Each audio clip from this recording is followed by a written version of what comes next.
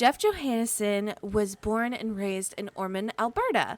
He grew up as a quiet, only child with an aversion for large crowds. During high school, his anxious nature was mislabeled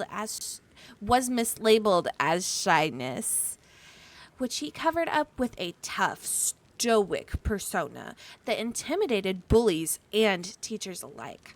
At home, he discovered an interest of heavy metal and started a vinyl collection. The evocative symbolism on the covers inspired him to make some art of his own, which helped him cope with his parents' constant fighting. To escape his parents' increasingly recurrent blow-ups, Jeff started working at a video store. Few customers passed by, so he had a lot of free time to draw. A late-night regular noticed his sketches and asked him to do some artwork for his gang at the abandoned lodge up Mount Ormond. Jeff accepted the challenge and painted a large mural depicting the Legion in runny, bloody letters. He was given a $50 bill and a 12-pack for his hard work. It was his first paid commission, a milestone to be proud of. After his parents' divorce, Jeff was forced to move with his mother to Winkler, Manitoba, which was miles away from his hometown and his dad. In Winkler, Jeff was more isolated than ever, except for art and music. His solace came shortly after graduating high school when he started working at a local bar with live music performances. He found a roadie gig shortly after leaving Winkler behind.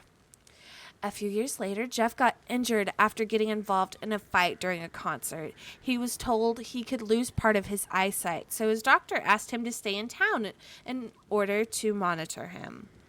It was a difficult time during which Jeff reassessed his life choices. He went back to school, art school. His eyesight slowly returned, but he had to be careful. He took a few courses experimenting with a wide range of mediums, ultimately choosing oil painting and digital art, the latter of which offered paid internships. He took up a desk job and found his calling in designing labels for microbreweries. He led a quiet, simple life. He brewed beer, took in a rescue dog, designed tattoos, and freelanced album covers for bands he liked. All until one morning, when he got a phone call from Ormond saying that his father had passed away, leaving a few things to sort out. Jeff drove all the way back to Ormond. He felt a pang of nostalgia when he reached his late father's house.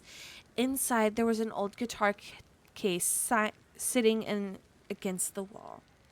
It held a black vintage model with a sticky note that said, "For my boy." He stayed in town longer than he planned to, reminiscing about his childhood. Driving by his former high school, he remembered the mural he painted up Mount Ormond.